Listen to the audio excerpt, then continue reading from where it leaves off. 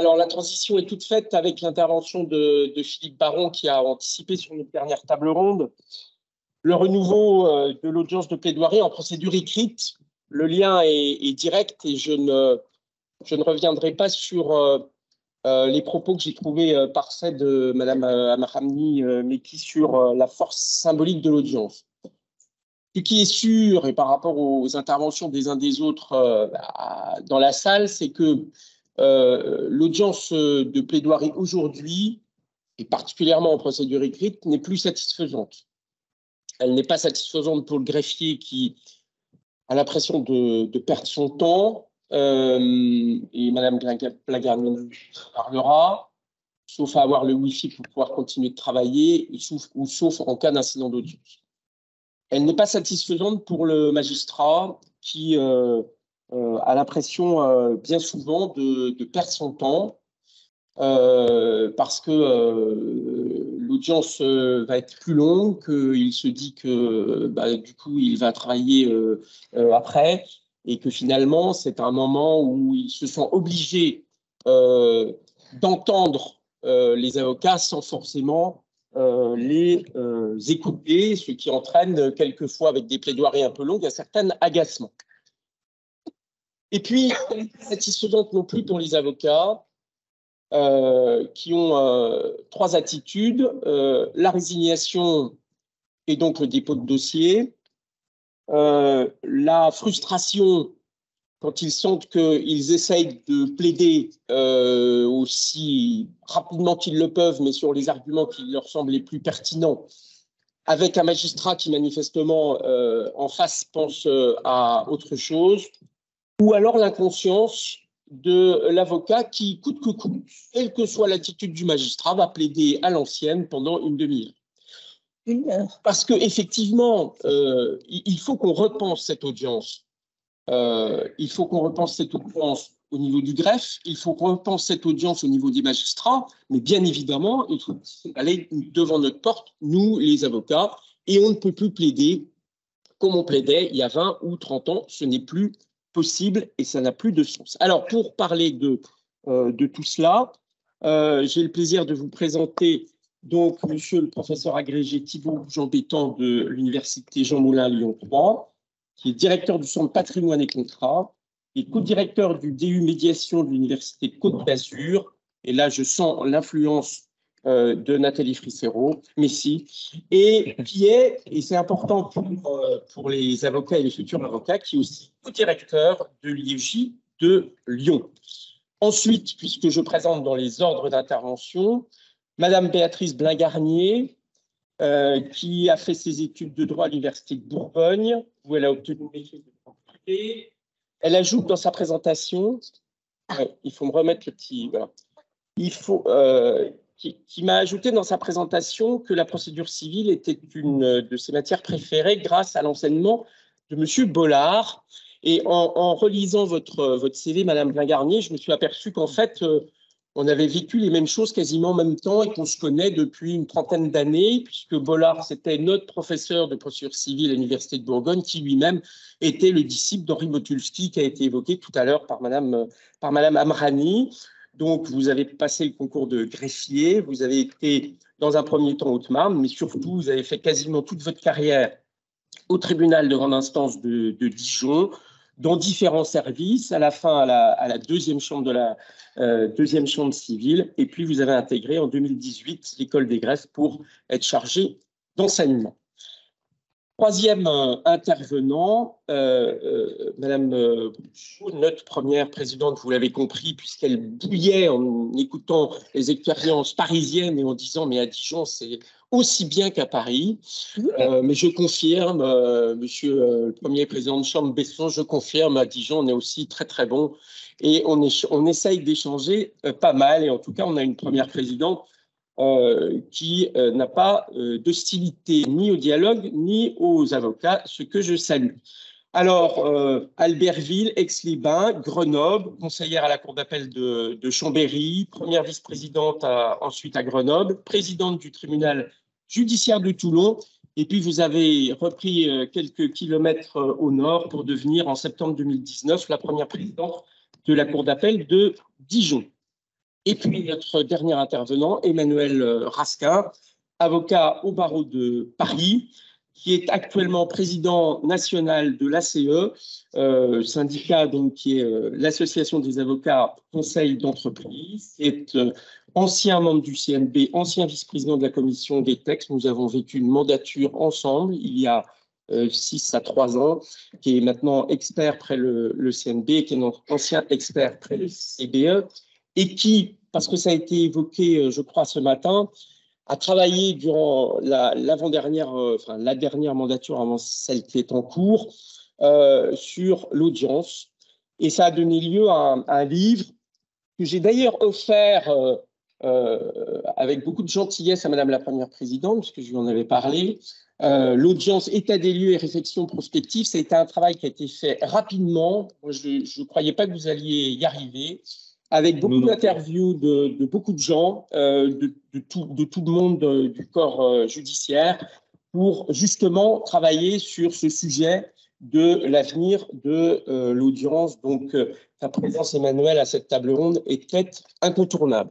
Voilà, alors je donne tout de suite la parole à monsieur le professeur Goujon-Bétan. Je crois que nous sommes dans les temps et que vous aurez votre train. Bien, merci beaucoup, Monsieur le Président. Bonjour à toutes et à tous. Je remercie les organisateurs de m'avoir associé à cette manifestation. Mon propos sera en 2 temps. D'abord, j'aimerais rappeler les fonctions de l'audience dans une procédure écrite et ensuite commencer à poser le cadre qui sera ensuite développé sur comment rendre l'audience utile en procédure écrite. Alors d'abord, sur les fonctions de l'audience en procédure écrite, il peut y avoir une sorte de paradoxe parce que finalement, la procédure écrite, c'est quoi? C'est une technique procédurale par laquelle on saisit le juge de prétentions et de moyens par écrit. Ce qui signifie qu'au contraire d'une procédure orale, les débats oraux n'ont pas pour fonction de saisir le juge. On ne peut pas saisir le juge de prétentions et de moyens oralement.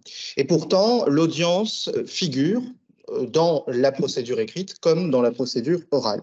Et cette audience est également au centre des préoccupations puisque le rapport des États généraux de la justice qui a été évoqué tout à l'heure contient de nombreuses, une insistance sur la nécessité de revaloriser la première instance et particulièrement l'audience dans les procédures écrites ainsi que la collégialité. Donc il faut s'interroger sur les fonctions finalement que remplit quand même l'audience dans une procédure écrite, même s'il n'y a pas de fonction technique de saisir le juge de prétention et de moyens. Alors, quelles sont ces fonctions? Eh bien, elles ont été parfaitement identifiées dans le rapport que vient de mentionner Monsieur le Président, qui a été conduit par le Conseil national des barreaux.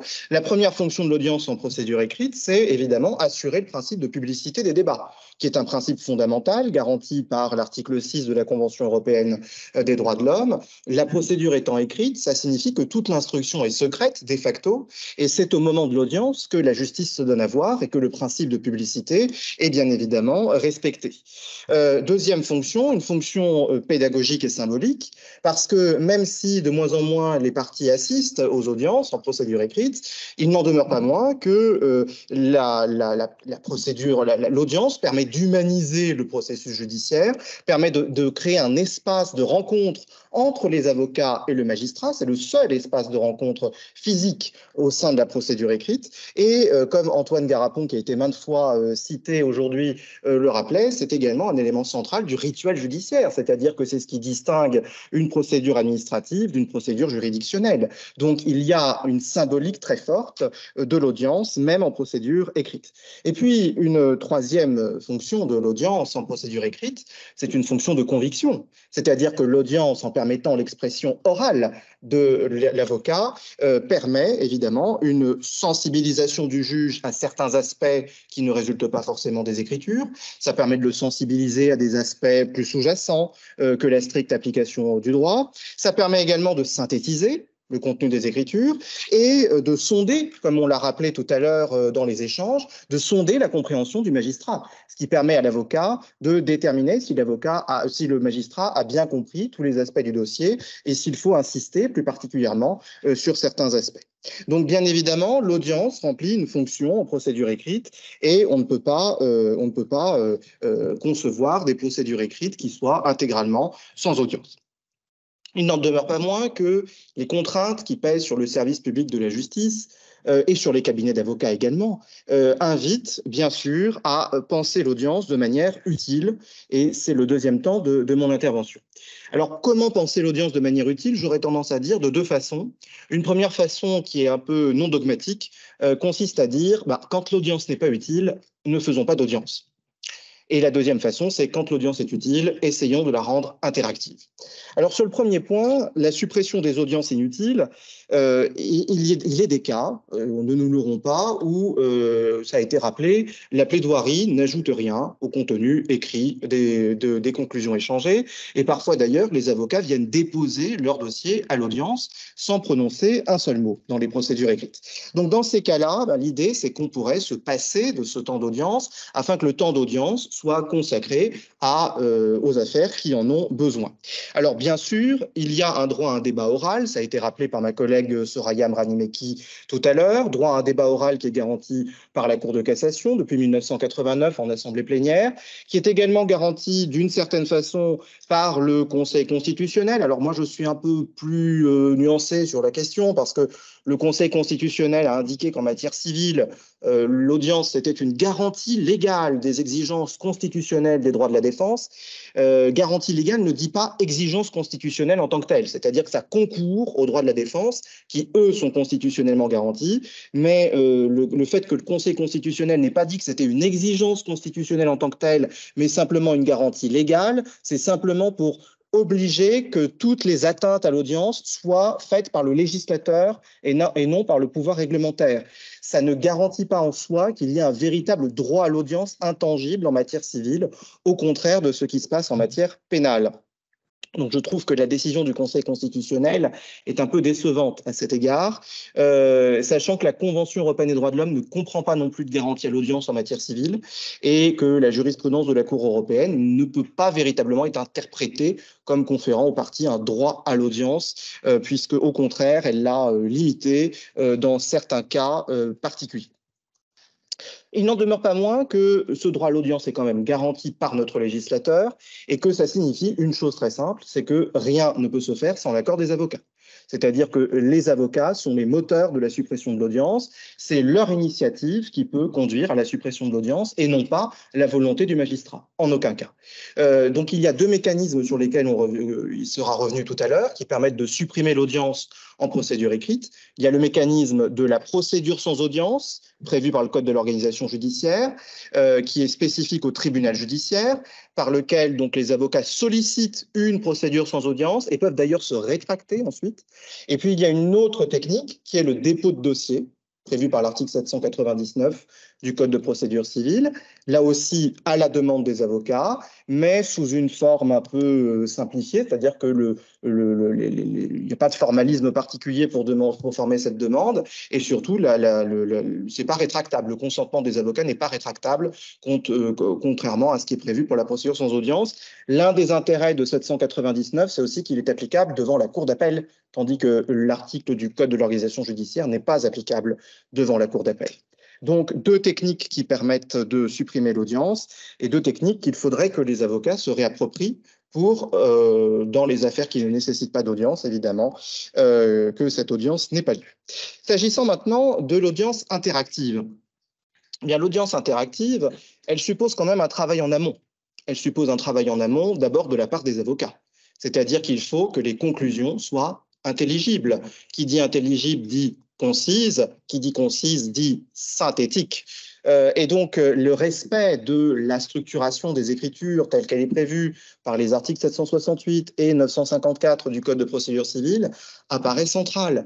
Et c'est la raison pour laquelle il y a eu une charte de rédaction des écritures qui a été signée par les organes représentatifs de la profession d'avocat et les organes représentatifs des magistrats qui insistent sur ces éléments.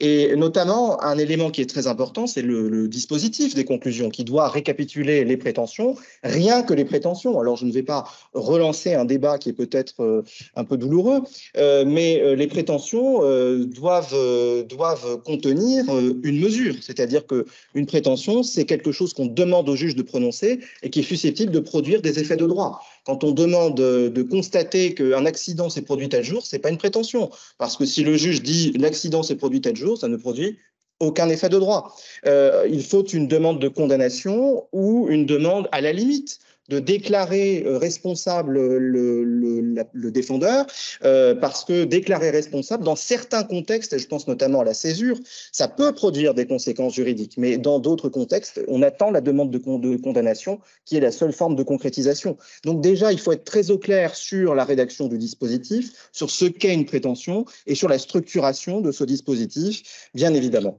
Donc ça, c'est le travail des avocats, faire des conclusions qui soient concises et intelligibles pour le magistrat.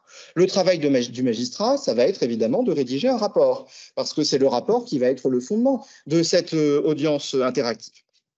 Si on lit les textes, le rapport aujourd'hui, c'est un rapport qui est présenté oralement par le juge de la mise en état ou un autre magistrat, et c'est un rapport qui fait le point sur les points saillants du dossier et qui suppose évidemment que le dossier soit déposé par les avocats avant l'audience. Donc, devant la cour d'appel, on a un délai de 15 jours qui est prévu par l'article 912. Devant le tribunal judiciaire, on n'a pas de délai prévu par le texte, mais le juge de la mise en état choisit ce délai, impartit ce délai.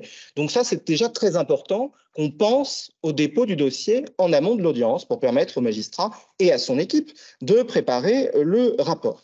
Ensuite, sur la conception du rapport, le texte nous dit un rapport oral, mais ce qui n'est pas interdit étant permis, il n'y a pas de raison d'interdire le rapport écrit, communiqué avant l'audience. Et d'ailleurs, il y a eu une expérimentation au tribunal judiciaire de Paris, notamment, qui a été faite par le président Hayat et qui a consisté à permettre à des PPI, à des élèves avocats en stage PPI, de rédiger les rapports, de communiquer ce rapport aux avocats avant l'audience, qui mentionnait les questions qui se posaient et ce qui permettait aux avocats, évidemment, d'adapter leur plaidoirie en conséquence de ce rapport.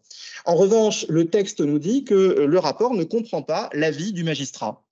En aucun cas, l'avis du magistrat ne figure sur le rapport. Alors là aussi, on pourrait s'interroger sur le bien fondé de cette limitation, dans la mesure où certains systèmes étrangers, ça a été rappelé, permettent la communication d'un projet de décision qui permettrait de débattre ensuite sur la base des propositions faites par le magistrat.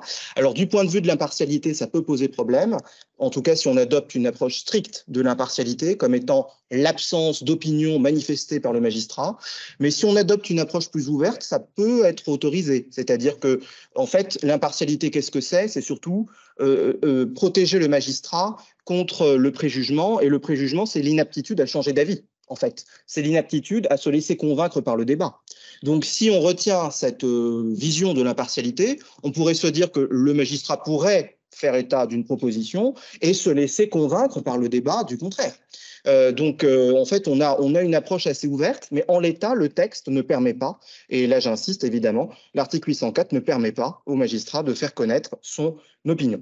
Ensuite, à l'audience elle-même, il faut quand même se souvenir que les règles de procédure civile permettent au magistrat de poser des questions, puisqu'il peut solliciter des explications de fait ou de droit. C'est l'article 442 du Code de procédure civile. Et ce qui est très intéressant pour la procédure écrite, c'est que ces explications de fait ou de droit sollicitées par le magistrat sortent du cadre de la procédure écrite. C'est-à-dire que les parties peuvent bien sûr répondre oralement aux demandes d'explication formées par le magistrat, et le magistrat peut tenir compte de ces éléments présentés oralement. Donc, on sort du cadre de la procédure écrite dès lors que le magistrat demande des explications de fait ou de droit, ce qui permet d'introduire une certaine flexibilité dans l'audience de plaidoirie. Ça a été notamment jugé par la Cour de cassation en 2019. C'était en procédure d'appel. On avait un intimé qui n'avait pas conclu dans le délai 909. Le magistrat forme une demande d'explication à l'audience. Eh bien, l'intimé a pu répondre à cette demande d'explication en dépit de l'irrecevabilité de ses conclusions. Donc, la jurisprudence de la Cour de cassation est clairement en ce sens. Et puis, dernier point, c'est que l'audience en procédure écrite peut être une forme de passerelle vers l'amiable. Alors, vous allez me dire, c'est un peu tard, parce qu'on est au fond du procès, on a déjà échangé les écritures, mais justement, l'échange des écritures, ça a permis peut-être de se défouler, de bénéficier de l'effet catharsis du procès, d'avoir pu matérialiser ses arguments, prendre connaissance des arguments de l'adversaire, et ça peut constituer une fenêtre vers un mode amiable de résolution des différends. À telle enseigne que la loi prévoit déjà que le pouvoir de désigner un médiateur s'exerce en tout état de la procédure, déjà. Et deuxièmement, s'agissant de l'audience de règlement amiable dont il a été question, il est parfaitement possible, et c'est prévu par l'article 804, de révoquer l'ordonnance de clôture pour renvoyer devant le juge de la mise en état afin de décider de la convocation en ARA. Donc le législateur a prévu finalement que l'audience de plaidoirie en procédure écrite pouvait être une ultime passerelle vers la résolution amiable des litiges. Voilà les observations que je voulais vous présenter. Je vous prie de m'excuser, un, pour la rapidité, et deux, par le fait que je dois m'éclipser parce que j'ai un train dans 25 minutes. Voilà. Donc, je vous remercie de votre attention.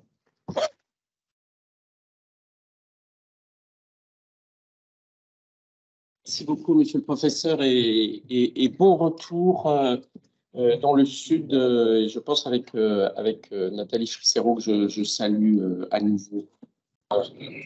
Un plaisir de vous avoir à Dijon, mais vous venez tout le temps chez nous, donc on est heureux à chaque fois qu'on vous. Madame Blagarnier, que fait un greffier en audience de procédure écrite? J'aurais tendance à dire il fait rien parce qu'il a l'air d'attendre, mais ce qui n'est pas vrai du tout. Je voulais intervenir un peu quand même sur le rôle du greffier à l'audience. D'abord sur cette audience classique, pour rappel, se déroule tout le monde, mais enfin, vous avez tous les avocats qui sont déjà convoqués à la même audience. Il y a un brouhaha énorme, il y a l'appel des causes. Le président fait son rapport. Quand il fait un rapport, c'est pas encore pas tout le temps. Vous avez ensuite, donc c'est-à-dire qu'il va ensuite les dossiers retenus pour plaidoirie seront plaidés. D'abord le demandeur, ensuite les défendeurs, et souvent ces plaidoiries, dans l'état actuel des choses, c'est quand même des monologues. Donc chacun reprend les faits et puis reprend voilà, un peu les mêmes choses, et puis le président, quelquefois, pose quand même quelques questions s'il a vu le dossier. Enfin, moi, c'est ce que j'ai souvenir de ces audiences que je tenais il y a 5 ans. Voilà. Donc, j'ai assisté. Donc, voilà pour le... Vous m'entendez? Alors donc, comme l'avait dit Monsieur le bâtonnier, comme tout le monde l'a un peu dit, c'est vrai que c'est une audience qui était insuffisante dans la forme actuelle. On n'est pas déjà dans la manière dont elle se déroule, et puis aussi dans la manière de ce qu'elle apporte, hein, puisque quand ces fameuses plaidoiries où où il n'y a pas vraiment d'interactivité, on peut se demander, ça m'est déjà arrivé de me demander, mais en fait, finalement, qu'est-ce que je fais là? 3 heures, j'ai du travail plein de greffe, et je suis là à entendre ces plaidoiries qui n'en finissent pas. Le magistrat regardait quelquefois si ça monte. Les avocats eux-mêmes partaient de la salle d'audience aussi, vous l'avez déjà constaté, ils partaient parce qu'ils avaient d'autres rendez-vous ailleurs. Ils revenaient, c'était toujours pas leur tour. Finalement, ils finissaient par dire, eh ben, on dépose le dossier, c'est bon, parce qu'on n'aura pas le temps de plaider. Et voilà, c'était un peu, alors je sais pas si c'est tout à fait encore comme ça, mais voilà les audiences que j'ai connues. Si c'est à peu près encore comme ça. Voilà. Donc, comme l'idée donc c'est de ce renouveau, ce serait effectivement de redonner une utilité à cette audience de plaidoirie en audience publique, en procédure écrite ordinaire, pardon. Et donc, moi, lui donner une utilité, pourquoi aussi? Parce qu'on pourrait risquer de la voir disparaître en se disant finalement cette audience, elle sert à rien.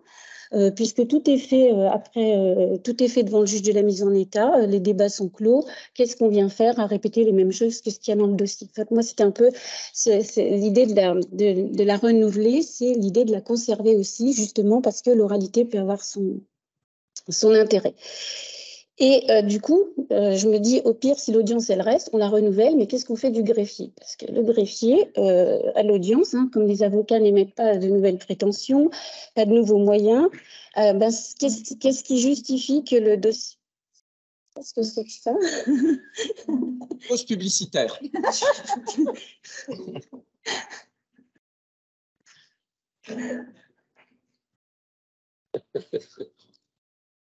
C'est le renouveau de l'audience.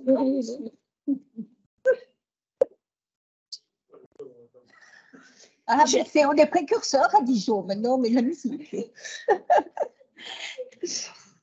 Alors, je disais qu'en effet, à l'audience, les avocats ne pouvant pas émettre de nouvelles prétentions, ils n'émettent pas de nouveaux moyens, en principe, tout a été fait, alors que ce qui justifie la présence ce qui justifie que la présence du greffier, ce qui justifie que le greffier ne soit pas tenu à cette audience de tenir un procès-verbal d'audience, contrairement en procédure orale où il est obligé de le faire.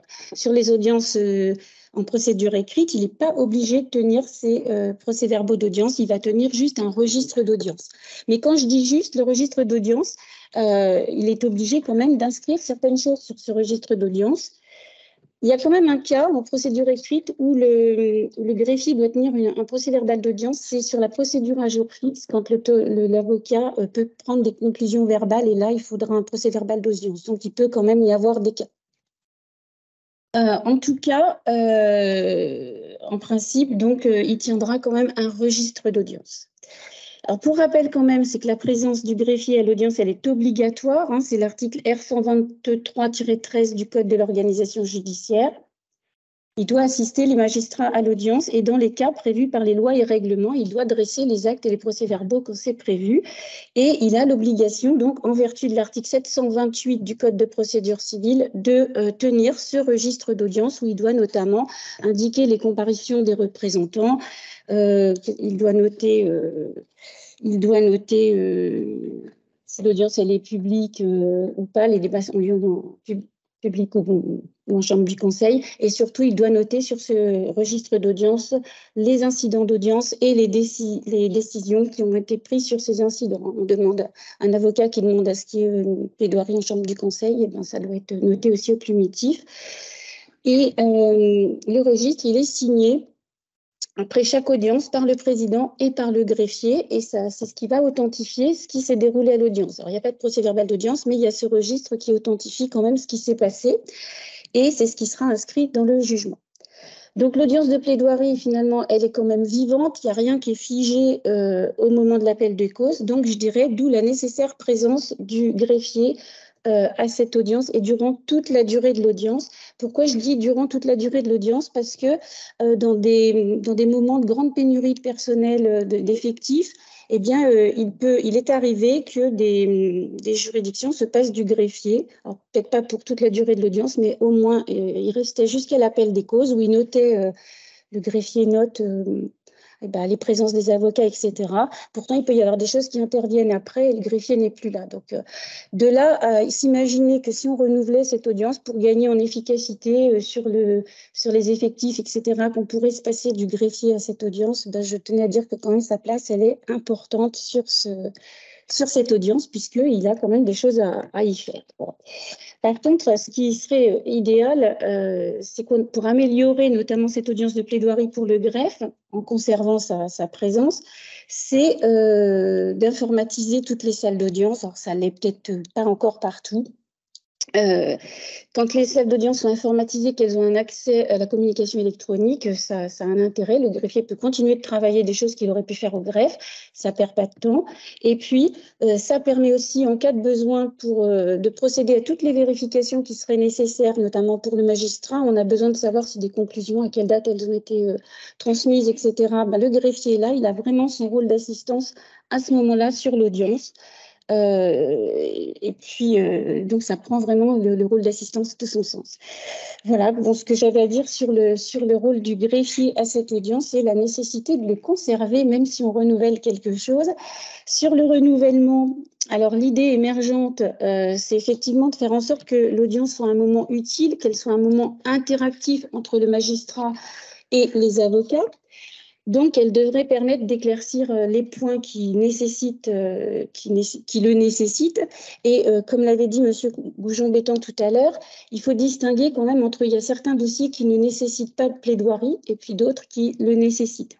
Et sur les dossiers qui ne nécessitent pas de plaidoirie, les avocats, parce que quand on était en audience, j'ai souvent remarqué que quand les avocats n'ont plus le temps de plaider ou parce que voilà, on avait pris des places d'audience pour ces dossiers. Hein, on va peut-être mettre 8 dossiers. Et sur les 8 dossiers, donc ça prend des places. Et puis, vous avez au dernier moment des avocats qui disent « Oh, non, mais je plaide plus, je dépose. » Voilà, alors, c'est peut-être pour leur agenda, pour plein de raisons. Mais en tout cas, où ça ne nécessite pas, je dépose. Voilà. Ce qui veut dire qu'on a pris des places pour des dossiers qui auraient peut-être pu faire l'objet d'un échange avec le juge. Et ces dossiers-là n'ont pas été plaidés, ce qui mange des places. Voilà, alors que ça peut être mis sans audience, mais ça, il faut le savoir avant la clôture pour que le magistrat les fixe justement sans audience, ces dossiers-là. Voilà, donc, et on le sait pas, le magistrat ne le sait pas forcément, voilà, que l'avocat ne le plaidera pas. Donc ça peut être intéressant. Et puis, donc, indiquer en amont qu'il ne souhaite pas plaider le dossier si c'est le cas.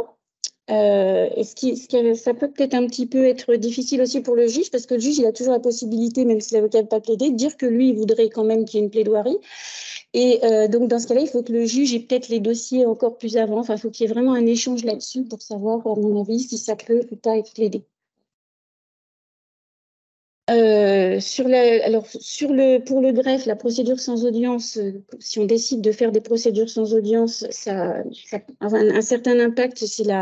Il faut recevoir les dossiers. Il faut s'assurer qu'ils soient bien tous là. Il faut que les avocats jouent bien le jeu, parce que des fois, on n'a pas les dossiers. Quand c'est comme ça, il faut les rappeler. Donc, et puis, le greffier donnera la date d'audience et la date du délibéré quand les dossiers seront déposés à la date où ils doivent être déposés.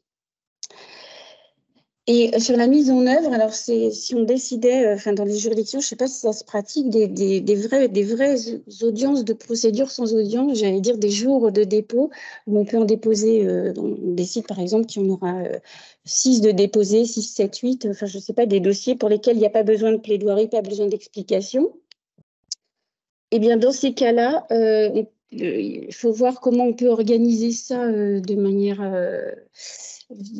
ne pas non plus que ça devienne très difficile ni pour les greffes ni pour les magistrats. Parce qu'on pourrait se dire, on remplace une audience de plaidoirie par une audience de dépôt de dossier. Donc, ça peut être pour tous les dossiers qui ne nécessitent pas de plaidoirie, on les dépose. Mais donc, ce qui gagne du temps aussi pour tout le monde, pour les temps d'audience où il n'y aura pas ce temps d'audience. Mais par contre, potentiellement, si ces dossiers sont simples, effectivement, on pourra en mettre peut-être plus que s'il y avait eu des plaidoiries aussi. Et puis, parce qu'ils sont simples, ils nécessiteront peut-être moins de difficultés pour la rédaction, etc. Donc ça pourrait être une des solutions. On peut aussi envisager une audience de dépôt de dossier en plus des dossiers classiques, en se disant c'est pas des dossiers qui seraient peut-être plus compliqués, etc. Ça, il faut quand même veiller après que derrière, ça puisse être sorti par les magistrats, par le greffier, les copies, etc. aussi après. Donc c'est 2 solutions qui pourraient être envisagées. Et puis, sur l'audience de plaidoirie donc renouvelée, puisque tous les dossiers ne se prêtent pas non plus, il y a bien tous les dossiers ne vont pas se prêter à des dépôts de dossiers. Donc, pour l'avocat, l'audience, on l'a dit tout à l'heure, c'est quand même le moment où il va aussi humaniser. Moi, je me souviens des dossiers que j'avais vus en mise en état comme ça quand je les faisais. C'est au moment où il y a l'avocat qui plaide que je me dis, ah bah oui, quand même, parce qu'il y a quand même un plus. Et donc, pour gagner en utilité et en efficacité, on a dit que ce qui serait bien, c'est que ça soit un véritable moment d'échange entre l'avocat et le magistrat, donc une audience interactive. Et donc, l'interactivité de l'audience, elle peut être tout à fait mise en place à l'heure actuelle. Je veux dire, avec les textes, il n'y a rien qui empêche, notamment il n'y a rien qui empêche dans les textes que ça puisse se faire. C'est une question plutôt de pratique et parce qu'on manque de temps, parce que, voilà, pour ces raisons-là, où ce n'est pas toujours fait. Alors moi, j'avais vu faisait son rapport et puis à l'intérieur dans son rapport, il avait quelques questions qu'il pouvait poser aux avocats qui répondaient, mais sur le champ sans avoir été informé avant des questions, ce qui des fois ça peut être un peu embêtant pour les avocats qui n'ont pas forcément vu le problème sous le même angle que le magistrat et ils ne sont pas forcément en mesure d'apporter les réponses attendues à ce moment-là. Donc ça, c'était la première des choses. Et pour aller plus loin, ce qui semblerait être une orientation assez intéressante, c'est que pour plus d'interactivité, ne seraient abordés que les points qui le nécessitent. Et donc, ça suppose que le magistrat il ait bien pu préparer son rapport en amont. Ça veut dire que forcément, il aura demandé les dossiers de plaidoirie, les dépôts des dossiers aux avocats en amont aussi. Donc, l'article 790 de procédure civile qui le permet, et le dossier doit comprendre notamment les pièces produites, ce qui peut permettre au magistrat de faire un rapport, de le faire vraiment de manière approfondie, de savoir les questions qu'il a envie de connaître. Alors, c'est là où j'allais dire, je voulais en parler parce que ça, si on arrive sur cette pratique-là, ça aura un impact pour le greffier notamment, puisque cette audience, à partir du moment où l'avocat va avoir déposé son dossier, le magistrat, on va le donner au magistrat, donc il y aura une date qui aura été fixée, on donnera ce dossier au magistrat qui va rédiger son rapport, et c'est là où les avocats seraient ensuite informés, ça pourrait être une piste, de les informer avant l'audience de ce que le juge estime être le cœur en fait du débat et des points sur lesquels la plaidoirie doit insister. Donc là, ça veut dire que nous, le greffe, va falloir qu'on remette ce rapport ou les questions du magistrat. Bon, c'est par RPVA, mais ça fait quelque chose à gérer qu'on n'avait pas à gérer jusqu'alors. Et puis, à faire attention que les avocats aient bien déposé leur dossier, puis nous renvoyer, etc. Et faire attention aussi au délai, mais ça, c'est un peu le magistrat qui le dirait. Il faut faire attention aussi qu'entre la clôture et l'audience, il y a un délai suffisant qui permette toutes ces transmissions et qui permette aussi à l'avocat, si on lui a donné un délai, si on lui a donné les questions du magistrat et le rapport en vue de l'audience, qu'il ait lui aussi le temps derrière de pouvoir répondre à ces questions, en tout cas d'envisager les réponses pour l'audience. Voilà. Et puis, moi, je sais pas, je pose cette question, je sais pas, quelqu'un répondra peut-être. Pour moi, on pourrait peut-être craindre aussi qu'ayant les questions au préalable, les avocats soient tentés de se dire, ah bah tiens, oui, c'est vrai, le magistrat, ça, il a demandé ça, j'ai pas mis les pièces, etc. Et qui demandent peut-être de plus en plus de rabat de l'ordonnance de clôture. Ça pourrait être un risque aussi qu'on soit un petit peu après à gérer, hein, parce qu'à partir du moment où l'audience de clôture, il y a un rabat qui a été demandé, il faut quand même que ça soit traité par le juge, voilà, etc. Donc, ça pourrait être ça, voilà.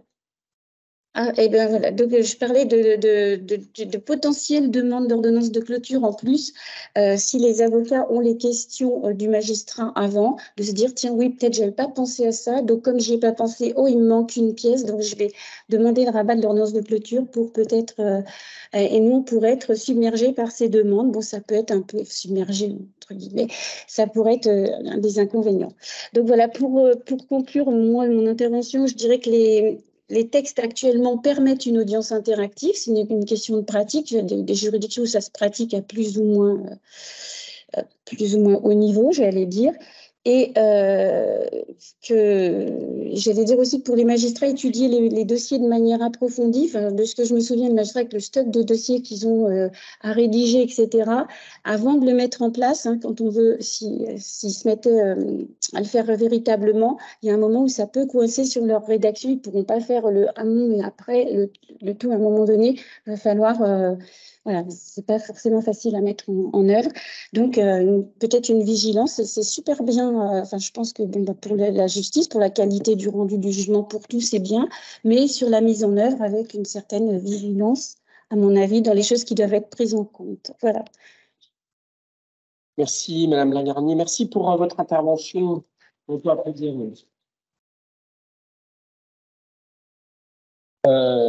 Qui présentait de multiples propositions, et moi j'aime bien parce que je ne suis pas résigné et je crois encore vraiment à l'audience, même en procédure écrite. Donc merci beaucoup.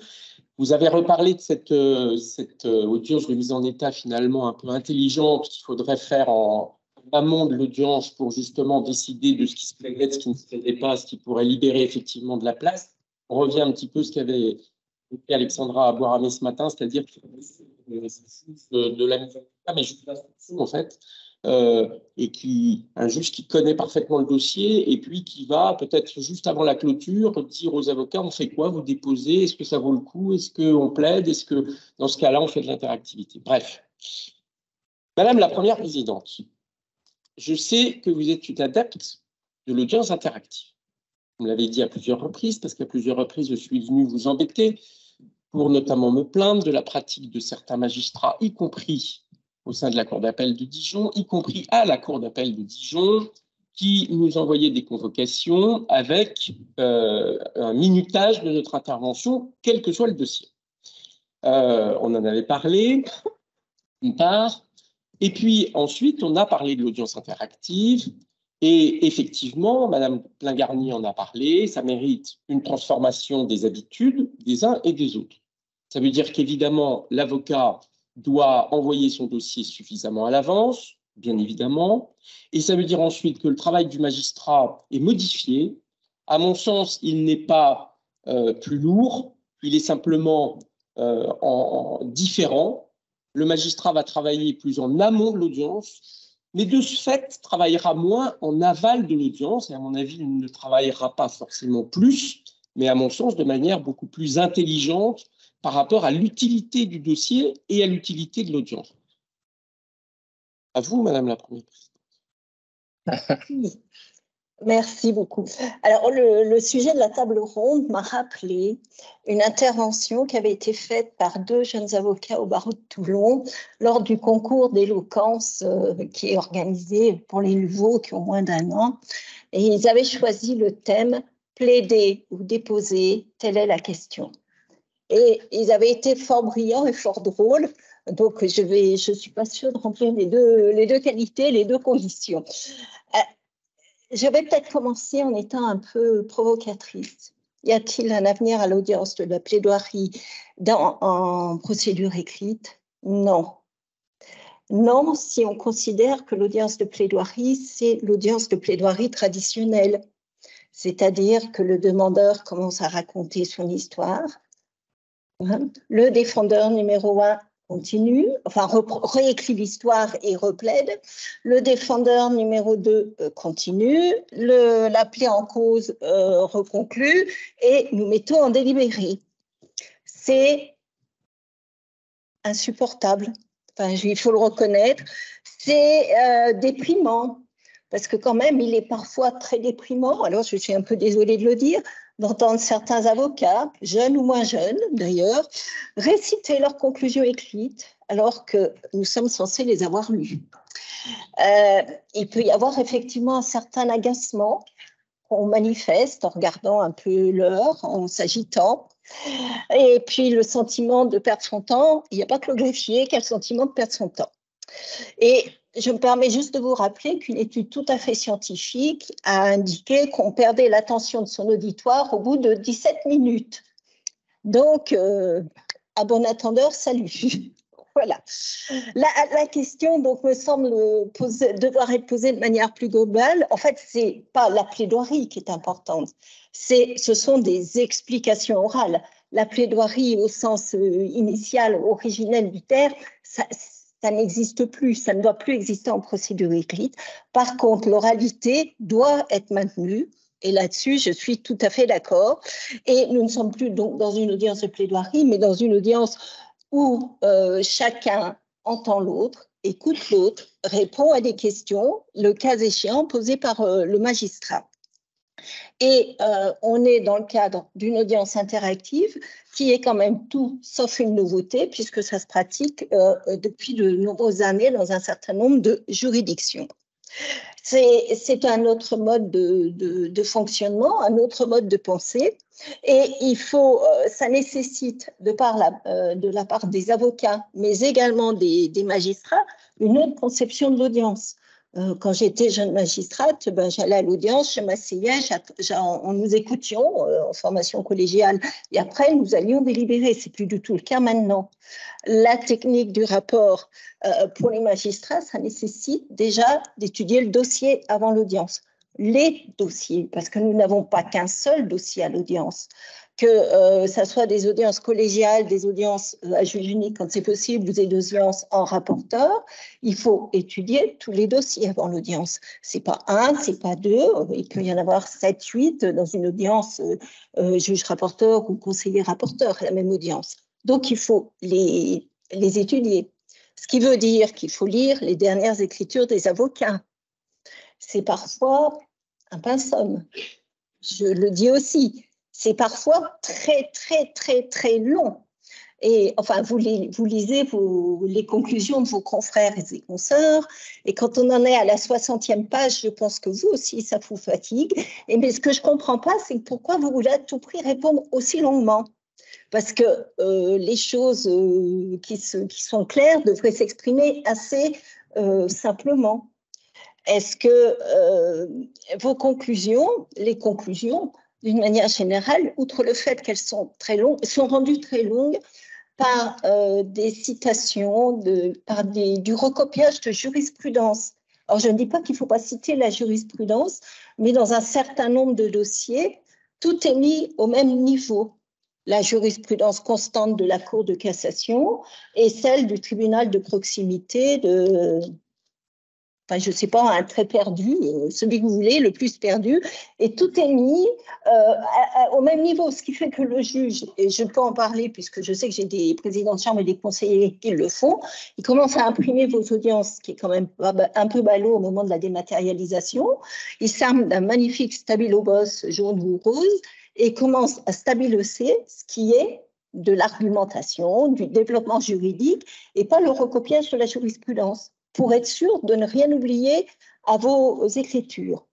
Donc, le juge, le conseiller, enfin le magistrat fait ce rapport, et là se pose le problème de la communication de ce rapport. Qu'est-ce qu'il doit contenir? Un exposé des faits, ça c'est sûr, un exposé des prétentions des moyens des parties, c'est certain. Est-ce que ce rapport doit être transmis en amont aux avocats pour vérifier déjà qu'il n'y ait pas d'erreur de procédure, d'erreur factuelle? On a oublié des enfants, on a oublié des parcelles de terrain à un endroit. Quelle est la valeur juridique de ce rapport? Est-ce qu'en le transmettant aux avocats, ça ne va pas devenir une pièce de procédure?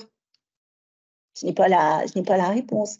Est-ce que dans ce rapport, le juge doit mentionner les questions ou les problèmes qui lui semblent devoir être débattus à l'audience?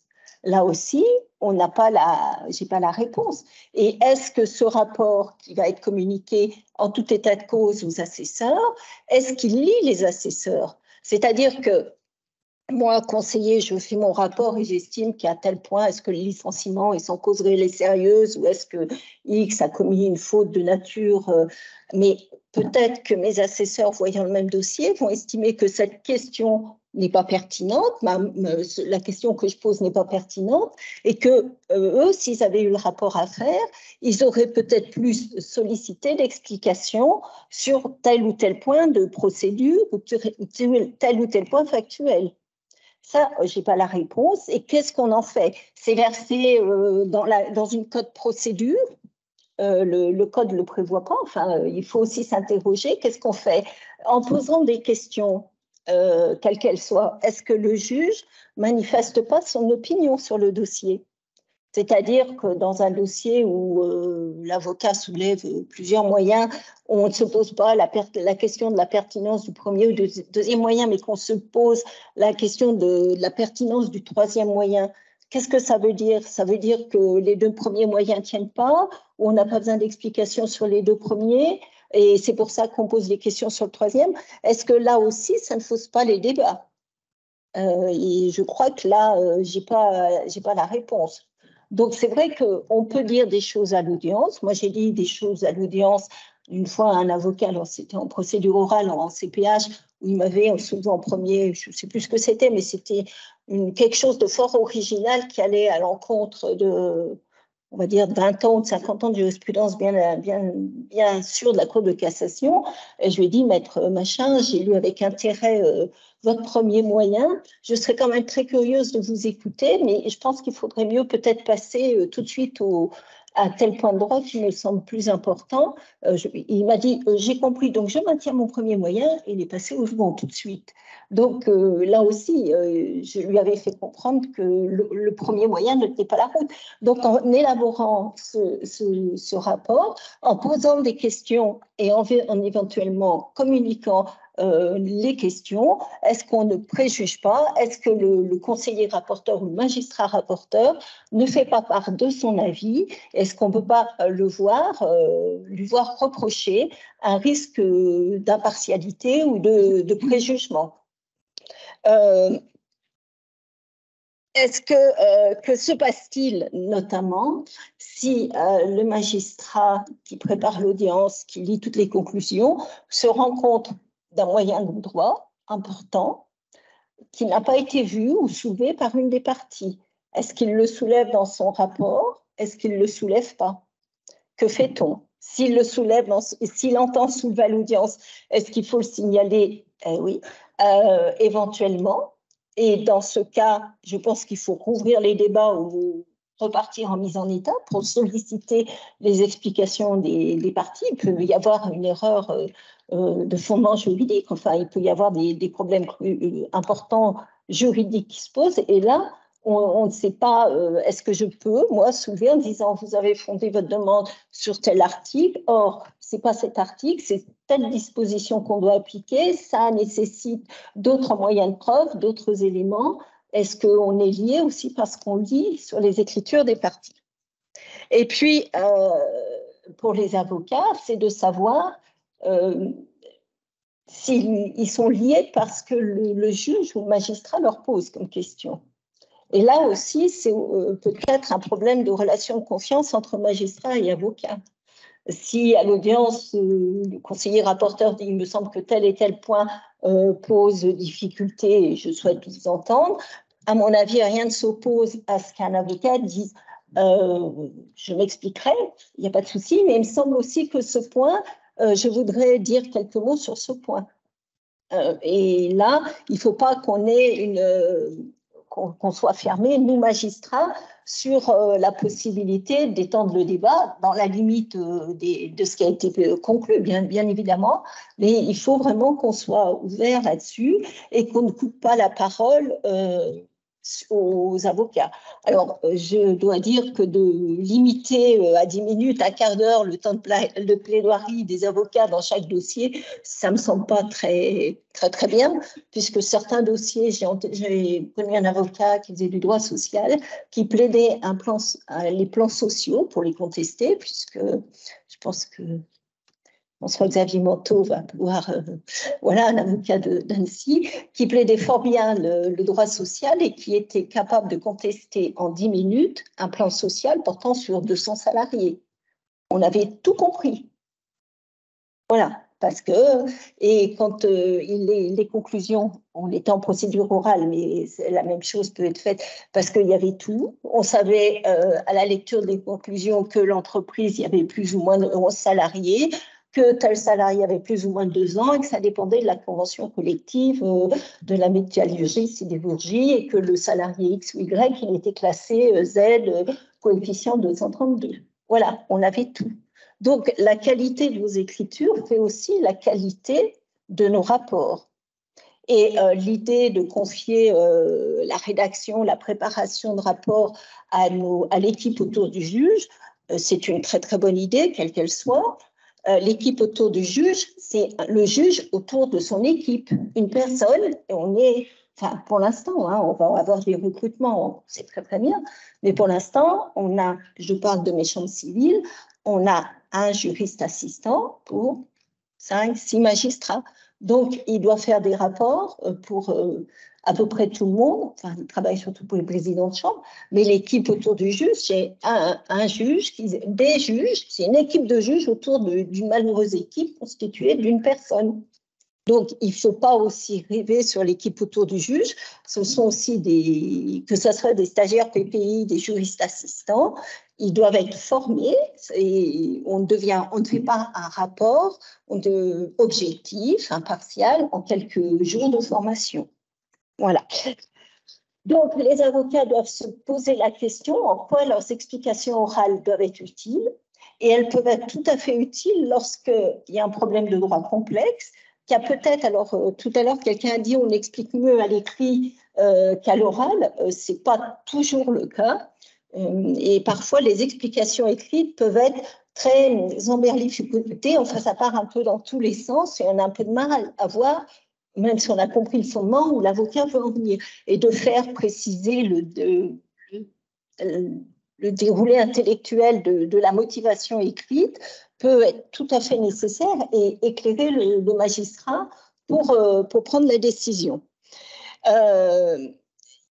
C'est vraiment, enfin moi je pense que la procédure écrite et l'oralité qui accompagne la procédure écrite ne pourra être maintenue que si on va sur cette audience interactive qui nécessitent sans doute des écritures mieux structurées, mais ça, c'est pas le débat, des avocats, un travail fait en amont, mais sérieusement par les magistrats. Alors, certes, on gagnera du temps après, mais il faut qu'on en ait aussi avant. Très bêtement, mes conseillers qui arrivent en cour d'appel, s'ils sont là le 1er septembre, le 3 septembre, ils sont à l'audience. Enfin, de procéder en faisant des rapports à l'avance, ça nécessite au moins 15 jours à 3 semaines, voire un mois de préparation, le temps de prendre connaissance des dossiers, le temps de faire le rapport, le temps, le cas échéant, de l'envoyer, de le soumettre, ou enfin d'en parler, et de l'envoyer aux avocats. Donc ça veut dire que on a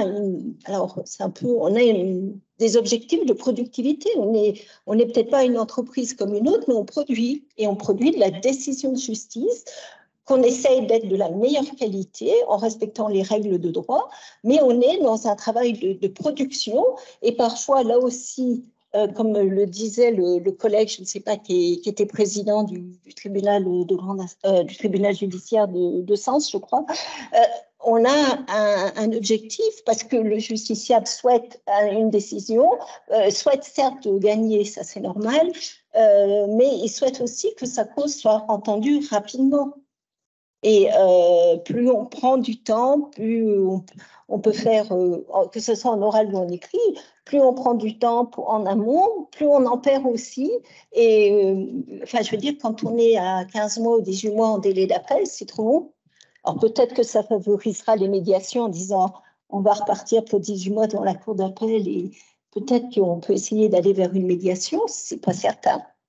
Voilà ce que je pouvais vous dire sur la procédure interactive, laquelle est quelque chose d'important et je pense que c'est vraiment l'avenir à la fois du travail de magistrat, mais également du travail des avocats. Et pour qu'ils puissent garder la main sur leur procédure écrite ou la parole sur leur procédure écrite et le dépôt de dossier, parfois, quand un avocat lui dépose le dossier, on se dit « oulala, le dossier n'est pas bon ». Et non, mais quand on connaît ces avocats, quand ils nous déposent en disant oh, « je dépose mon dossier », on se dit « oulala, non, c'est que enfin, il ne doit pas avoir un bon dossier ».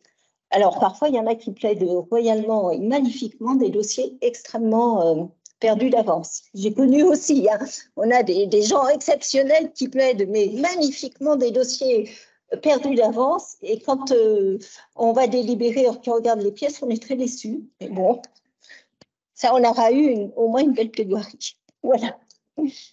Merci, Madame la Première.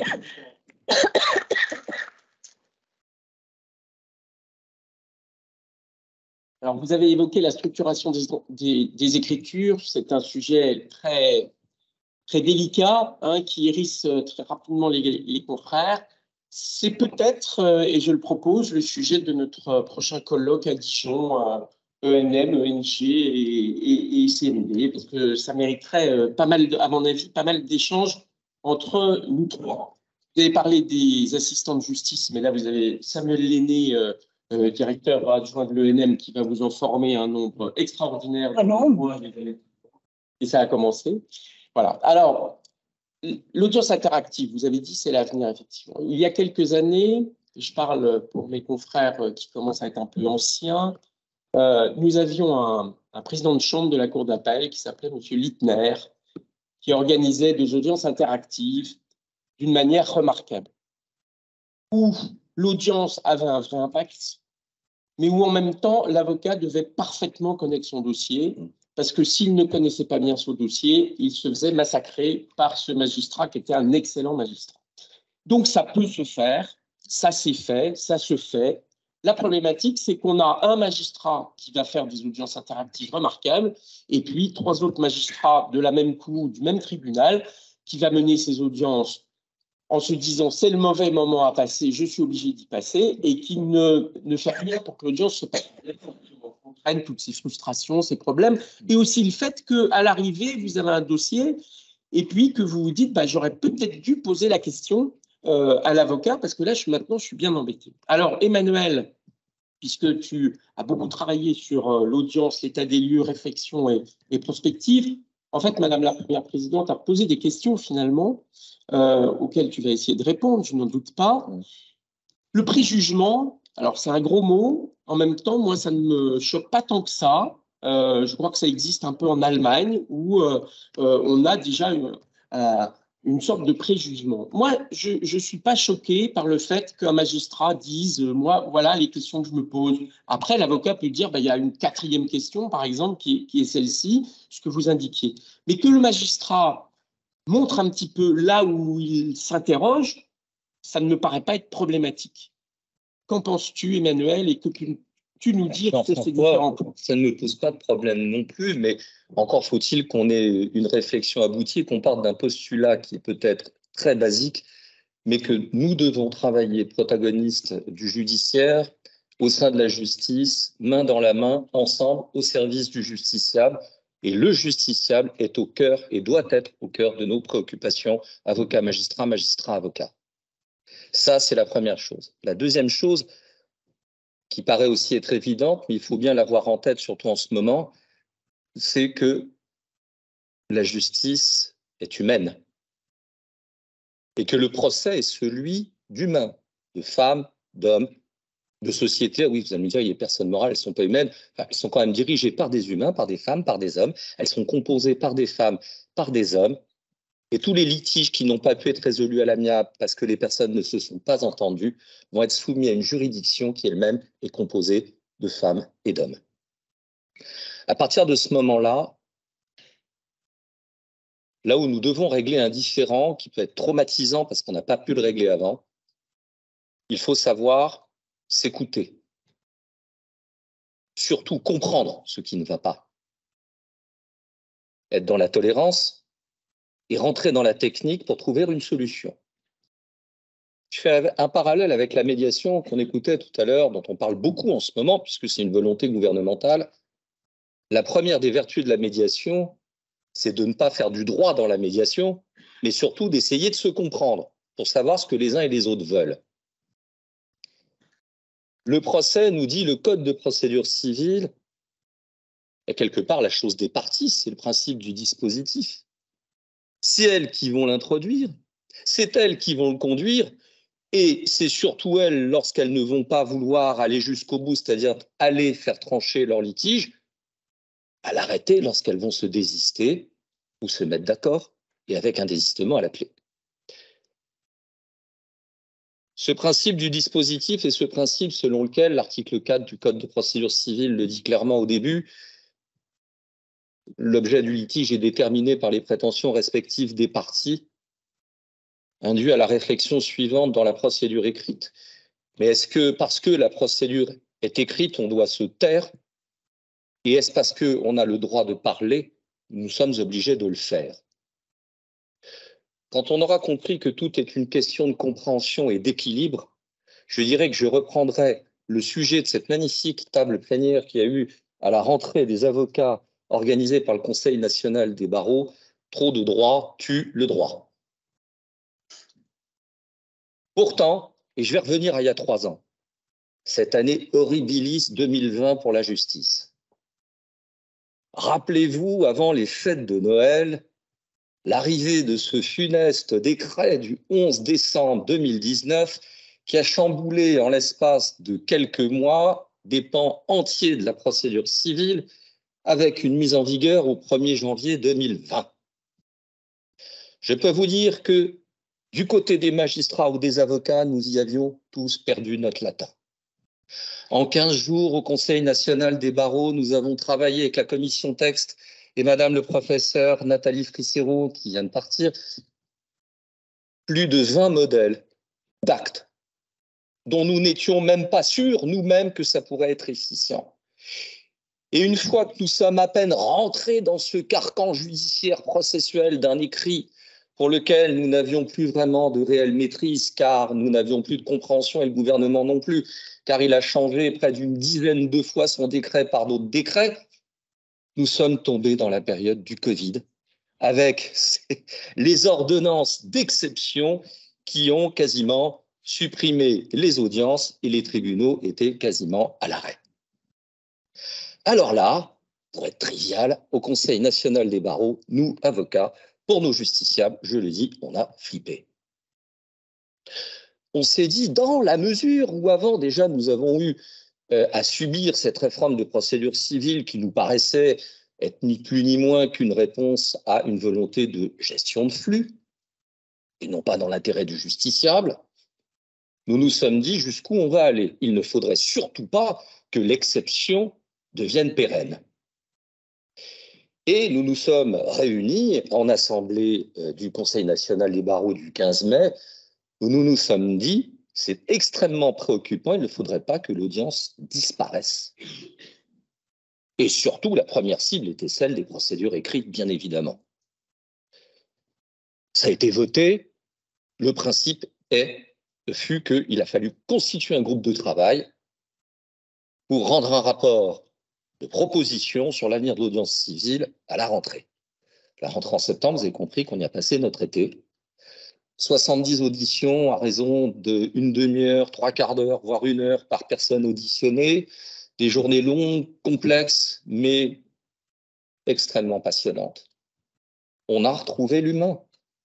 On a retrouvé celles et ceux qui ont rappelé qu'on avait besoin de se parler, mais aussi de savoir ne pas se parler quand c'est utile. J'ai toujours en tête ce célèbre proverbe burkinabé qui vous dit « Ayez toujours pitié de celles et ceux qui vous écoutent ». Il faut en fait œuvrer avec du bon sens. Néanmoins, ce n'est pas une exception au bon sens là, que je vais évoquer, c'est que nous avons, après ce lourd travail, recensé aussi d'un point de vue du droit ce qui était pour nous la valeur essentielle de l'audience. Elle a des vertus évidemment pédagogiques, je l'ai dit tout à l'heure, c'est le procès des individus, c'est leur affaire. Ils ont besoin de la voir, de la vivre. Et même si dans la procédure écrite, ils sont représentés par des avocats, parce que la représentation est obligatoire, rien ne les empêche de venir à une audience et de les écouter. C'est leur vie, c'est leur dossier qui est en jeu. Et là, cette interaction et cette fonction pédagogique est essentielle. Il y en a une autre aussi, c'est une fonction symbolique. Se déplacer dans l'enceinte des juridictions. Oh, ça paraît parfois inutile, mais est-ce que c'est bien parfois de suivre une audience de son canapé? Est-ce que ça a la même vertu que de suivre une audience et des débats sur la table à manger dans le salon parce qu'on va ouvrir son ordinateur et que les débats vont être d'une profondeur extrême? Est-ce qu'on aura la même vigilance, la même perception, la même compréhension? Bien évidemment que non. Il y a aussi ce symbolisme de la justice et de celles et ceux qui demandent à ce qu'elle soit rendue qui font que le fait de se rendre devant une juridiction et dans l'enceinte d'une juridiction, il y a une vertu symbolique extrêmement importante pour ce qu'est la justice. J'en viens aussi à la fonction régalienne. Soraya, tout à l'heure, Madame le professeur Amarani Melki disait, mais est-ce qu'on n'est pas dans une vision de la justice qui se délite? Oui, évidemment, on le voit tous. Elle est exsangue. Les pouvoirs publics prennent des réformes sans cesse. On augmente les modes alternatifs de règlement amiable, ça c'est très bien. Mais n'oublions pas celles et ceux qui n'y arrivent pas et celles et ceux qui n'en veulent pas. Il faut absolument qu'on puisse avancer de manière concrète avec des outils qui permettent aux uns et aux autres de s'exprimer et d'être entendus par celles et ceux qui vont nous juger avec une qualité. Alors cette qualité, elle va venir de quoi?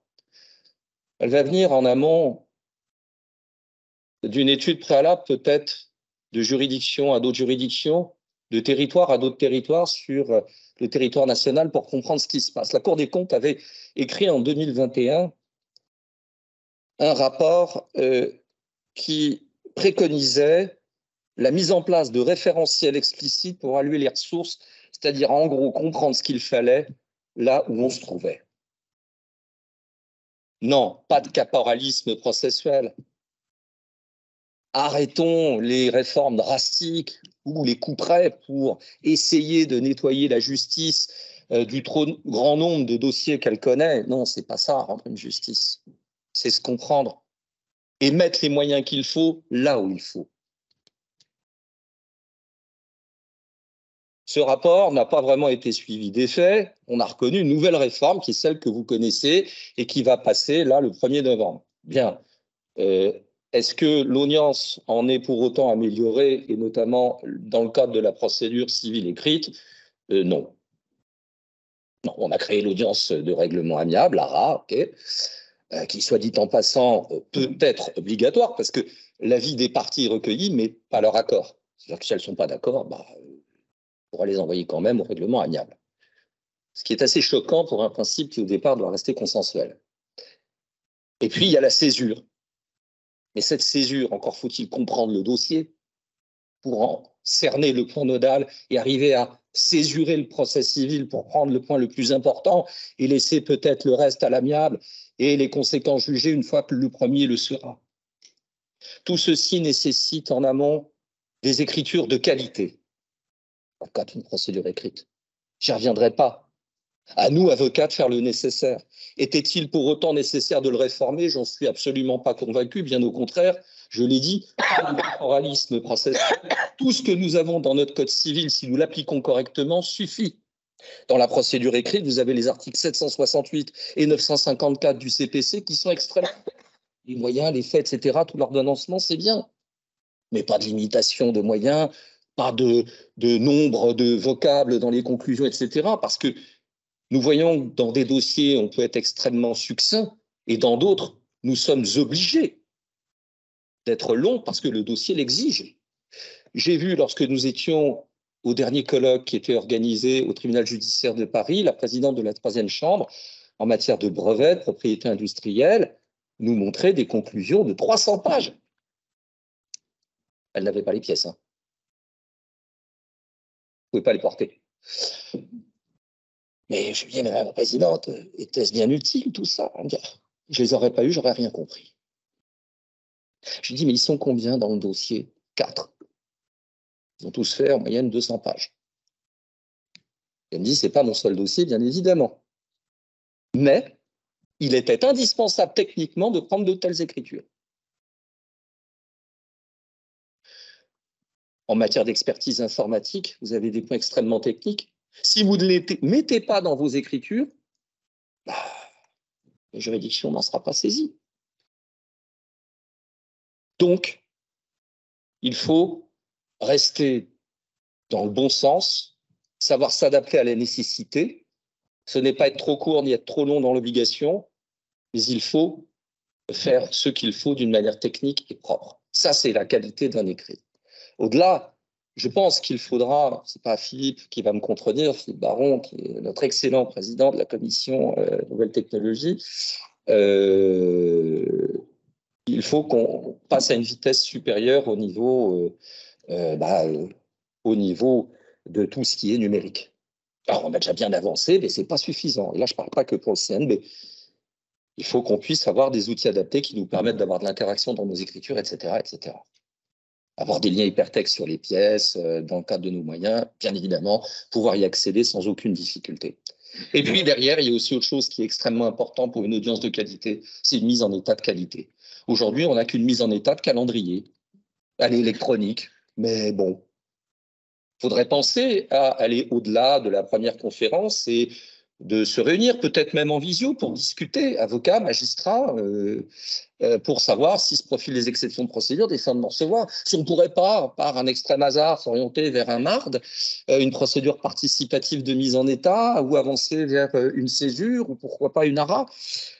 Tout ça, c'est extrêmement important. Et avant les plaidoiries, si la mise en état a été correctement effectuée, c'est-à-dire une vraie mise en état intellectuelle, pourquoi pas se faire une réunion entre avocats et magistrats? Ce n'est pas une audience, une réunion préparatoire de l'audience. Vous savez, moi j'ai vu devant les juridictions de l'Union européenne, le tribunal de l'Union européenne, la Cour de justice de l'Union européenne, quand vous arrivez en audience, déjà vous êtes pris à l'heure, vous passez à l'heure, et avant que le procès s'ouvre, vous allez en chambre du conseil rencontrer les magistrats et vous présenter en tant qu'avocat. Les magistrats se présentent également et on parle un peu du dossier. On voit si les uns et les autres ont bien compris. L'audience est peut-être longue, les plaidoiries le sont moins parce que les uns et les autres les ont totalement assimilés et connaissent parfaitement leur dossier. Si nous jouons la règle du jeu, nous, avocats, sur ce plan-là, et que les magistrats la jouent aussi en étant capables de fournir un autre rapport que celui que nous connaissons, parce que peut-être que nous ne sommes pas à la hauteur de leurs attentes. Si nous arrivons à cela, nous aurons une audience de qualité. J'en ai terminé. Merci. Voilà.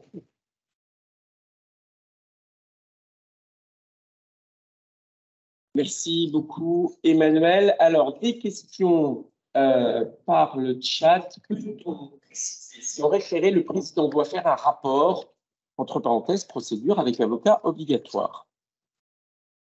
Il n'y a rien qui ne s'y oppose. C'est même bien qu'il le fasse. Il peut tout, enfin, quand c'est une demande de référé expertise, l'avocat dit protestations et réserves, c'est peut-être pas trop la peine de se fatiguer à faire un rapport, mais voilà, autrement, il n'y a pas de difficulté, notamment des fois pour faire préciser. Enfin, moi, je m'ai bien posé la question quand j'ai fait beaucoup de référés dans ma vie, et là, j'avais la question qui tue. C'était de demander à l'avocat devant qui il était. Et alors, j'ai la meilleure réponse. Ils m'ont dit, on est devant vous, Madame la Présidente. Enfin, ça, je m'en doutais. Je dis, oui, mais avec quelle casquette? Parce qu'il y avait des fois quelques flottements juridiques référés en la forme des référés à l'époque, voire même, ils me prenaient pour le juge du fond, donc c'était pas très... Voilà, mais on peut tout à fait faire un rapport lors des audiences de référés. La seule difficulté, c'est que dans les juridictions un peu importantes, on a des audiences de référés à 60 dossiers, mais ben oui. Ne peut-on pas finalement considérer que les audiences avec plaidoirie orale et celles avec plaidoirie écrite finissent par se retrouver dans une audience hybride qui permet une plus grande interaction entre les avocats, les magistrats et les justiciables, une écoute de chacun plus attentive et des écrits permettant de fixer les points de procédure litigieux? Encore à moi? Oui, alors il y a effectivement, dans la tenue de l'audience, il y a effectivement un rapprochement puisque l'audience, qu'elle soit en procédure orale ou en procédure écrite, elle peut être tenue exactement pareil. La seule différence, c'est qu'en procédure écrite, les avocats sont tenus par le terme de leurs écritures et que le magistrat est tenu par le terme aussi des écritures de l'avocat. Troisième question, à qui vous voulez. Pouvez-vous préciser la limite de l'article 442 du Code de procédure civile? Le président et les juges peuvent inviter les parties à fournir les explications de droit ou de fait qu'ils estiment nécessaires ou à préciser ce qui paraît obscur. Comment distinguer ce qui relève d'explication d'un nouveau moyen de fait de ce qui relève uniquement des conclusions écrites? Je dirais que la réponse est simple. Déjà, le texte le prévoit, donc il n'est pas utile d'en dire davantage et il faudrait que ce texte soit appliqué. Ça, c'est une première chose. La deuxième chose, c'est que tout est dit dans ta question, en fait. Le deuxième point, oui. Est-ce que tu peux le redire? Comment distinguer ce qui relève d'explication d'un nouveau moyen de fait de ce qui relève uniquement des conclusions écrites? Eh bien, il suffit de regarder ce qu'il y a dans l'écrit, de bien connaître l'écrit et de vérifier que ce qu'il vous est dit n'est pas en plus de l'écrit. Et là, on ne sortira pas des débats, il n'y aura aucune difficulté. Merci. Dernière question. Il faut connaître le dossier. Dernière question. Alors, peut-être pour Madame Blingarnier ou même peut-être pour Samuel Lenné, ne pourrait-on pas penser inclure un greffier de catégorie A qui aurait suivi une formation adaptée dans l'équipe qui entoure le magistrat? C'est en cours de discussion. Ça a même existé avec des greffiers, des rédacteurs. Enfin, il passait une époque, ça existait avec des greffiers rédacteurs. Ça dépend beaucoup c'est une autre formation. C'est-à-dire que le greffier, c'est le gardien de la procédure, normalement, et il a une mission d'assistance du magistrat, mais au type normalement du gardien de la procédure. S'il veut après, c'est un autre métier de greffier. Voilà. Donc, mais il y a des discussions, des études qui sont faites.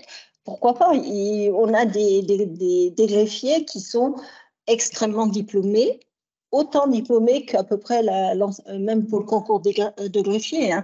Bon, on a tous les niveaux, mais on en a des très diplômés qui ont Master 1, 2, des DU de ci, des DU de ça, et qui ont tout à fait les capacités de pouvoir faire le rôle d'assistant, on va dire, juridictionnel du juge. Il n'y a pas de difficulté là-dessus. C'est un problème de statut, c'est sans doute aussi un problème de rémunération, de moyens, de rémunération, de statut. Quel est le statut qu'on leur donne? Est-ce qu'on donne le même statut à un greffier qui fait que de la procédure et à un greffier qui fera de l'assistance du magistrat? Est-ce qu'on ne va pas faire une catégorie hybride de greffier? Enfin, est-ce que c'est toujours un greffier s'il est le magistrat? Donc, et il va se retrouver en concurrence avec, est-ce qu'il ne va pas devenir plutôt attaché de justice, puisque maintenant les juristes assistants vont devenir des attachés de justice. Est-ce que ce n'est pas un ersatz d'attaché de justice? Il y a quand même des discussions, là, c'est en cours, mais ce n'est pas moi qui ai la solution. Madame. Je ne l'ai pas. Alors, une question dans la salle et je vois Nicolas Gerbet qui est déjà. Mais. Madame la Présidente, je vous rejoins parfaitement sur l'augmentation du volume des écritures des avocats. Par contre, je ne partage pas votre point de vue sur un point. Vous dites que les avocats ont tendance à soulever peut-être trop de moyens. Non. Et que du coup, on perd pertinence, on perd en cohérence. Ça m'a semblé comprendre.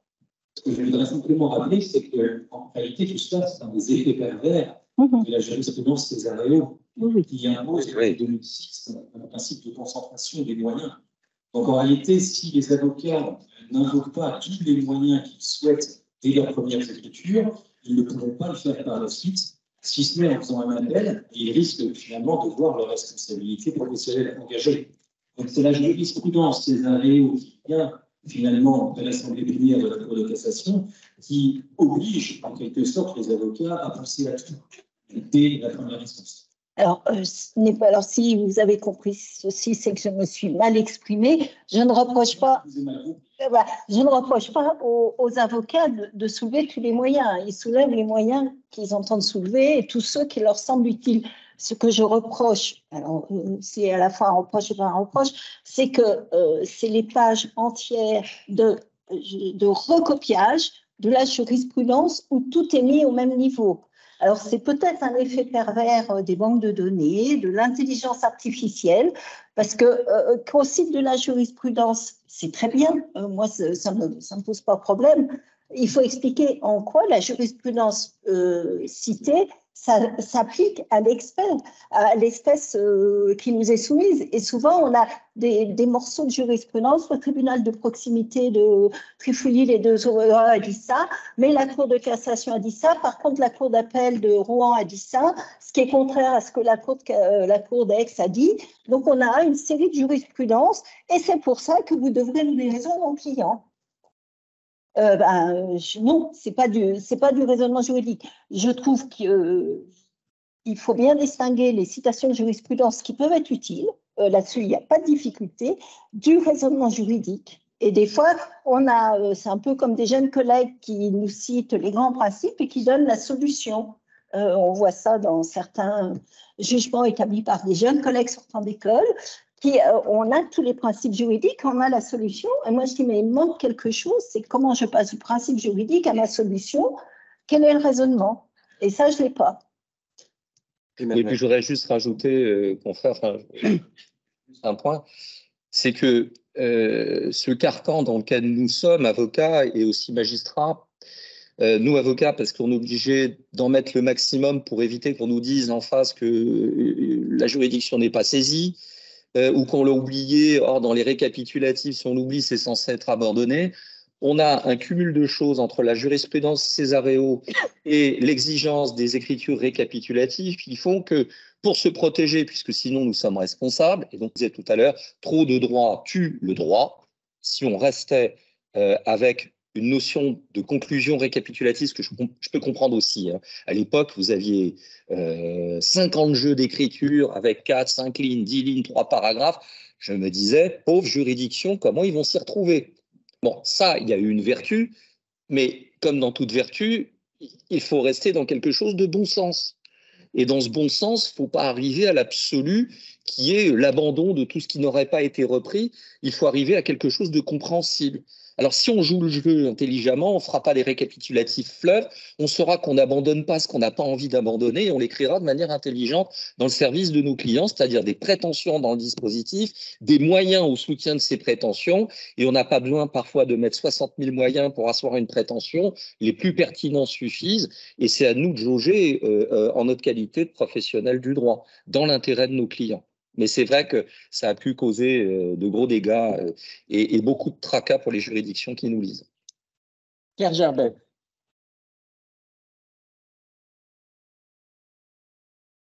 Je pense qu'on sera tous d'accord pour dire que quand on sort d'une audience où on a dialogué avec le magistrat, on est tous contents. Et que le magistrat est comme l'avocat. Donc, le maître mot, en fait, c'est pas sur un rapport on va dire que c'est vraiment le dialogue dans l'intérêt de notre client.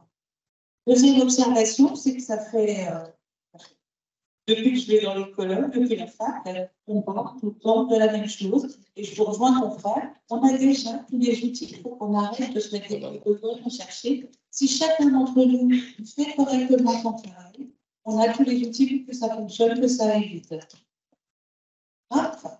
Mais ça n'a pas changé depuis d'un temps pour moi. C'est un peu stupéfiant aujourd'hui.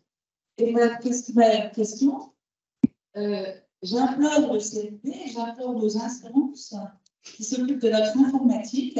On est quand même au XXIe siècle, on est encore à nous imprimer des tonnes et des tonnes et des tonnes de pièces en papier, qui sont 912, dont vous avez besoin, c'est évident. Est-ce qu'on n'a pas aujourd'hui, avec le RPDA, je ne sais pas quoi, un outil informatique qui nous permettrait de déposer nos pièces où il faudrait qu'elles viennent sous forme informatique. Vous les avez au fil de l'eau. Je pense que vous avez tous au moins de ces Ça vient de la DSL.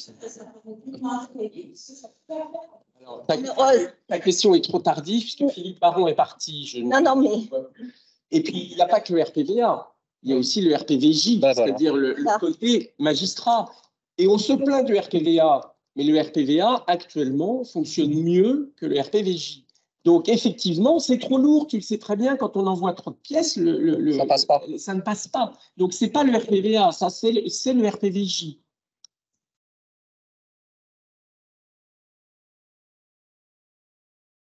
L'informatique du ministère de la Justice est ce qu'elle est. Voilà, c'est tout ce que je peux dire. On a beaucoup progressé quand même, mais si vous nous envoyez des pièces par le RPVA, nous, ça nous bloque tout le système. Quant au protocole, je ne suis pas complètement d'accord avec toi, Claire, parce que les protocoles, ce n'est pas remettre en cause, évidemment, le code de procédure civile. C'est des guides de bonne pratique par juridiction. Et moi, je crois au protocole. Et on a fait déjà des protocoles au tribunal judiciaire de Dijon pour des bonnes pratiques. Et je pense que ça passait plutôt bien. Alors, deux questions encore, monsieur. Et puis, sur le RPVA, il est déjà possible aujourd'hui d'envoyer les conclusions systématiquement. Et par ailleurs, je dois toujours mettre en question d'un message, une pièce. Le problème, en fait, c'est que côté magistrat, ça, oui. C'est le problème aussi que vous n'êtes pas en capacité d'imprimer. Voilà. Absolument. Absolument. La madame. Deuxièmement, moi, je voulais vous interroger sur l'audience interactive avec la rédaction du rapport. Ça, tout à fait favorable.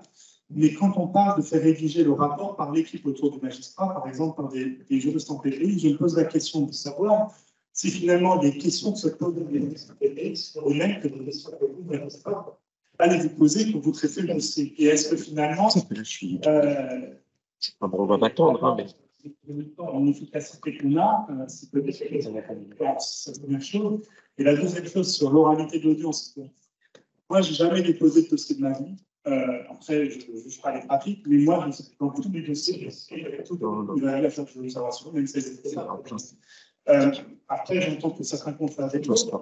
Et moi, ce qui m'interpelle, c'est la pratique de certaines juridictions qui font pression pour qu'on dépose.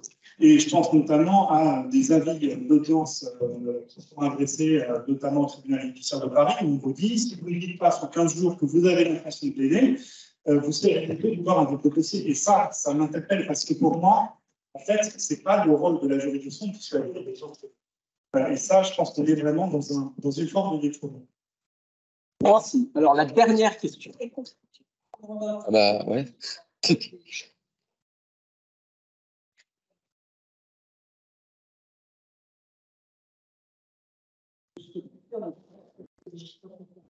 très synthétique, on renvoie à des documents, ce qu'on en a lui-même, des documents, ou bien des documents plus longs qui vont lui permettre un cycle de loi, c'est-à-dire qu'il n'aura pas à ouvrir un autre document,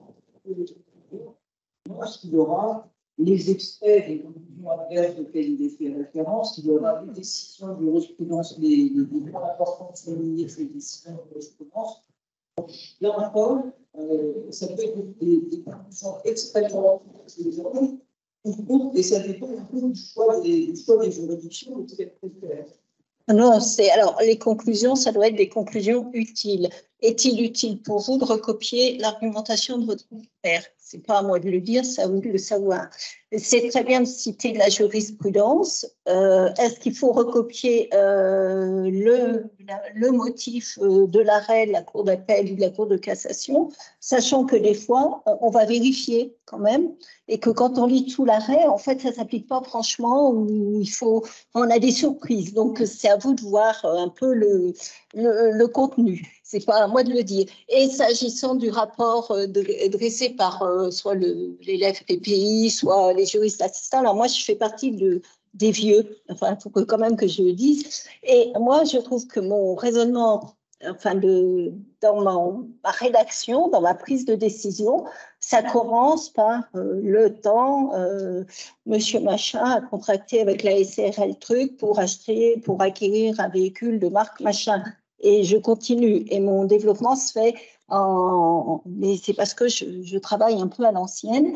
Après, c'est aujourd'hui un autre mode de travail enfin, je veux dire, il va falloir apprendre à travailler autrement, mais pour nous, magistrats, c'est dans l'air du temps. Alors, c'est bien, c'est pas bien, mais c'est comme ça. Et on doit apprendre à former nos juristes assistants. Et une fois qu'ils seront formés, on sait exactement, par exemple, sur leur rapport, si c'est juste ou pas juste. Ça veut dire que même avant d'envoyer le rapport à l'avocat, il va falloir vérifier dans un premier temps, et tant que nos juristes assistants ne seront pas parfaitement formés, ce qu'il a écrit pour savoir s'il a compris le litige. Je veux dire, de former un juriste assistant à un greffier, c'est du travail. C'est avant qu'il nous produise une décision que nous, on peut accepter, le référé. Enfin, moi, j'ai une petite assistante de justice, elle va me prendre 4 jours de travail pour faire un référé que je ferai en 2 heures. Ça veut dire que je corrige, que je lui explique, que je vérifie ce qu'elle écrit. Et si c'est pour les rapports, il faut vérifier avant d'envoyer aux avocats, si on doit leur communiquer les rapports, que ce rapport ne comporte pas d'erreurs, ou en tout cas des erreurs grossières, parce qu'il ne va servir à rien. Donc, voilà. Merci à tous. C'était une première, ce colloque ENG, ENM, CNB, c'était à Dijon. Je vous invite au deuxième l'an prochain, même lieu, même endroit, et avec un sujet tout aussi intéressant. Merci beaucoup à tous. Au revoir.